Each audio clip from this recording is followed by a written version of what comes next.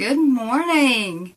So I wanted to come with you all today and tell you some tips on how to look for the good in even the bad situations. Alright, so if you would like tips or know somebody that needs some tips on looking for the positive even in bad situations, share this message or put tips in the comments. I'm Shalina Harris, the wife and mom of the Harris Family Tribe, and I love to encourage people where they are. Founder of Women to Women, founder of Mama's Tribe, which the name is Work in Progress. I am liking, Harris doing crazy stuff this morning. I'm liking the Earthly Mama or just, something to do with the earth, because Logan was like, Shalina, what do you love? And Virginia was like, okay, what do you love? So they're giving me all kinds of names. So yeah, I'm brainstorming about that. I'm excited. I'm excited for this to happen. If you have been following me, you know that I love Charlie Daniels, so I'm going to share something really awesome with him. But I want to give you tips on how to look for the good. We come home yesterday, our transformer was messed up, something crazy, and we had to call some people to come out and look at it. We still had power, everything was great. Well, they come and they're like, we got to cut that off. That's not good. And I'm like, I'm cooking dinner. You really have to cut my power off. So I was like, can you give me 10 minutes? Flush your toilets, collect some water in a jug, or, your pitcher, however you collect your water. And so you give me a few minutes, and I told the kids, I said, all right, power's getting ready to go out. They're like, yeah, woohoo! They're all excited. They love it because we take time to it's downtime. And I think I tend to do better with this than Scott does. But he does, he's worried about the taking care of his family, and I'm just like, let's have fun with it. We're totally opposites, so it's awesome.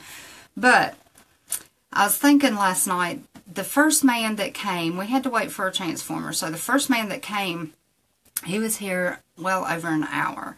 So he came in, and he witnessed our family just being a family. He has a girlfriend, he has the same, he has a blue heeler dog just like us, so we had connections.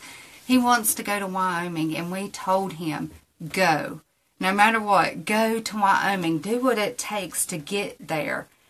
We left, that we wasn't going to have kids, and our kids are the ones that are taking us out to Wyoming. They're taking us to Iowa. Their dreams and us encouraging their dreams is what's taken us all over to these places that we've wanted to see. So he was here. Guess what book he got? If you all know what book this man got, put it in the comments. He did not get a fork, just a book, but if he comes back, I'll give him a fork. But I gave him the noticer as he was leaving, and that made me think maybe our transformer had to be messed up for him to get that book. It was not a horrible experience. We actually did pretty good without power. We survived good, but maybe it took that bad thing happening to get him here. Maybe it took that bad thing happening for us to show him pictures of Wyoming, somewhere he wants to go. Maybe it took our transformer to get the other guy here to where we could talk and interact. Maybe, get this, Jacob loves electricity, loves working on it. Maybe it took those two guys coming out here to talk to Jacob about being a lineman.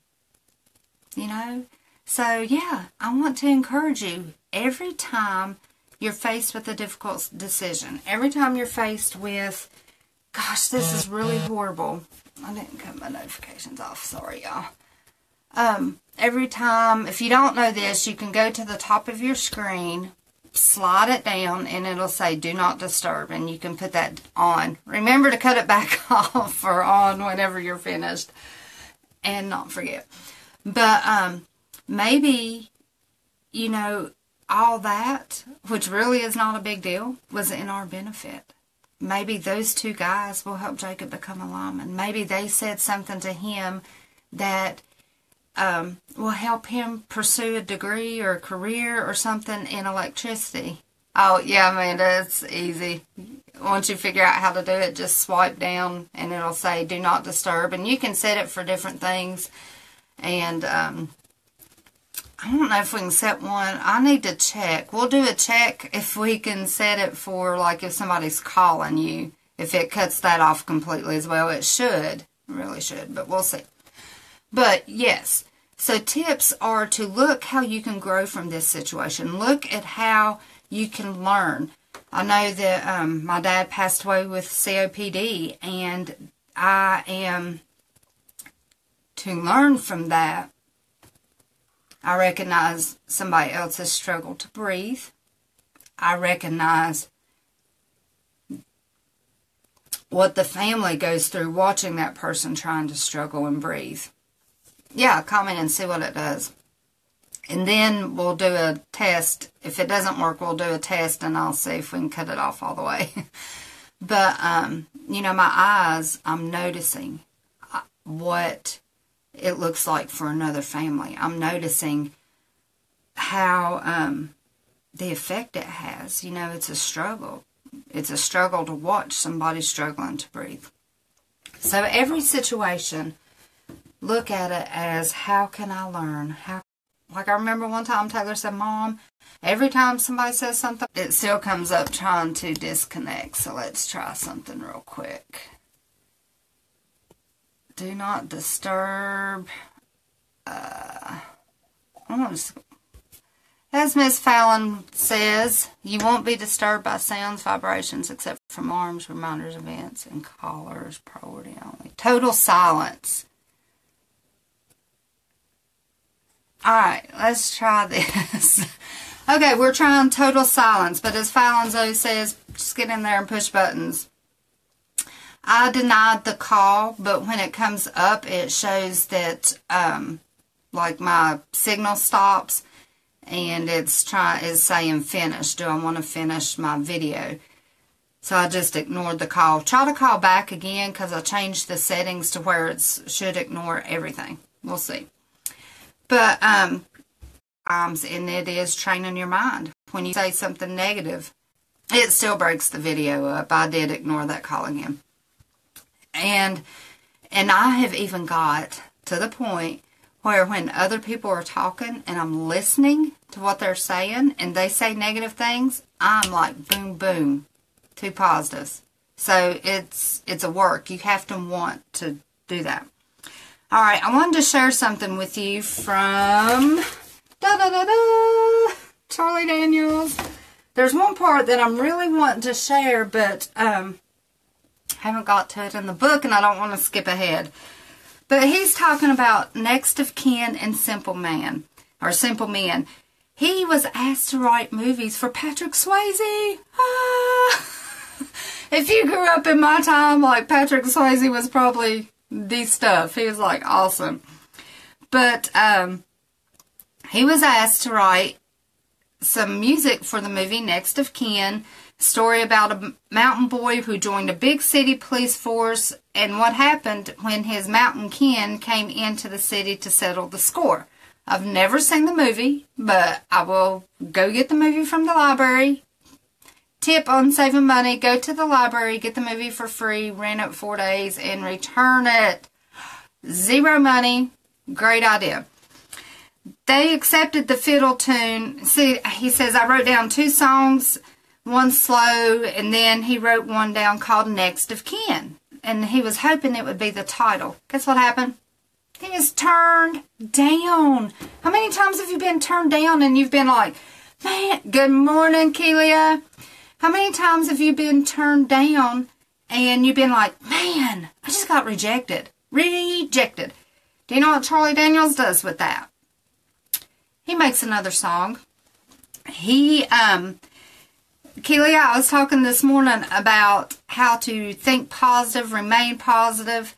So if you are just tuning in and you missed that, go back to the front, because there is a story about how your bad situation may not be for you. It may be for you. It may be a blessing for you. But, so Charlie Daniels was turned down. even the great people, like even the awesome people who are so successful, get turned down. And what they do is they make it work for them. They make it a positive.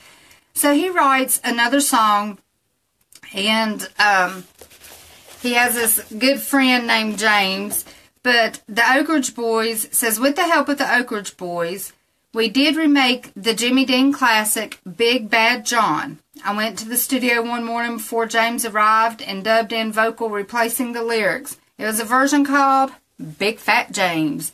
Says he didn't say much, he was short and rude, and everybody knew you had to hide your food from Big James.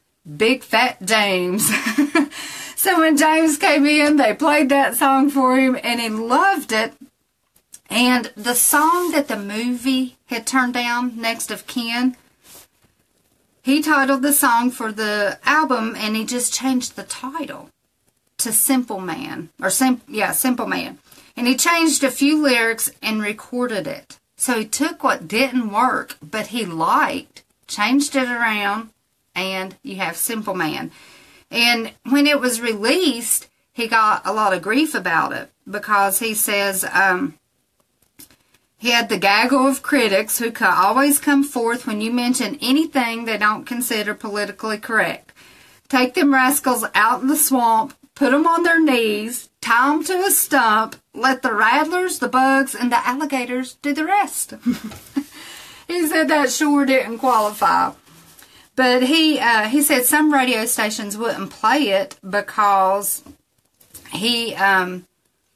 because it had that verse in it. So not everybody is going to like everything you do. He said, I was sick and tired of seeing someone who had stood over a defenseless person, pumped a couple of rounds into his head, be pitied because he had been raised in a bad environment. He said, what about the person that was shot? So, you know, Charlie Daniels, he like takes up for that underdog or that person that the wrong was done to. And he said, that's okay. He said, even though the radio stations wouldn't play it, his fans knew where he stood. His vibe attracted his tribe. And it was like he sold over 50,000 some copies. But regardless, the backlash at some radio stations, Simple Man got a lot of airplay. And this is where it comes in that Charlie Daniels and I are on the same page. If you watched my video last night, I told a story, like just an off-the-wall story made up that I tell my kids. And a few people are like, when are you going to write your book? When are you going to write your book? Which we are working on, Pig and I. And so here's Charlie Daniels this morning. And remember, I've not went ahead in this book, except for that one page that like I only caught a glimpse of that I won't finish reading. Says, I had always dabbled in writing, but I'd never gotten serious about it until several years before, when Ron Hutzman had said, kind of offhanded one day, you write story songs. Why don't you write stories? Well, the more I thought about it, the more I liked it. I went into the motel room one day, just sat down and wrote a story about Uneasy Rider. That seemed to open the spout. And when I went to write a few more short stories following the storyline of one of our songs, then I started branching out, writing fictional short stories and characters and situations I dreamed up. Most were humorous, and some had small degree of autobiographical. How is that? It does have a C. Autobiographical. Okay, get that spit out. Content.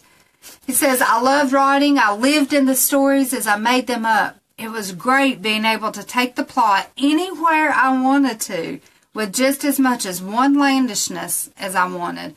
I even wrote one story about Santa Claus being real, and one about a super talkative redneck fisherman who outfished the local hotshots at his fancy boat and tackle while sitting on the bank with the cane pole and crickets. I love it, y'all. When I had written 15 pieces, it was decided to present it to the publisher, Peachtree Publishers, in Atlanta, released a book of short stories called The Devil Went Down to Georgia and Other Stories by Charlie Daniels. Do y'all know what I'm going to be getting next? Oh my gosh, I did not know. So this is exciting. He, if you think this is exciting, put exciting in the comments. But, yeah.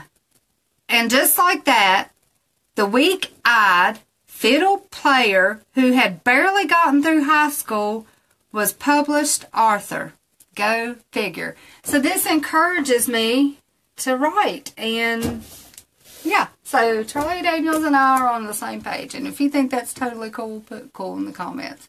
Again, think of the good things. If you're just now tuning in, go back to the front and watch and listen to the story that I told about how sometimes actually take all of your tough situations, make them good, and you have to work at it. It's not going to be easy.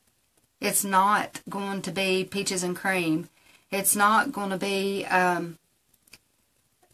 just something that comes, like happens today. You have to train your mind. You have to say, okay, positive, positive, positive. And every day is not going to be perfect, so just remember that. And look at Charlie Daniels.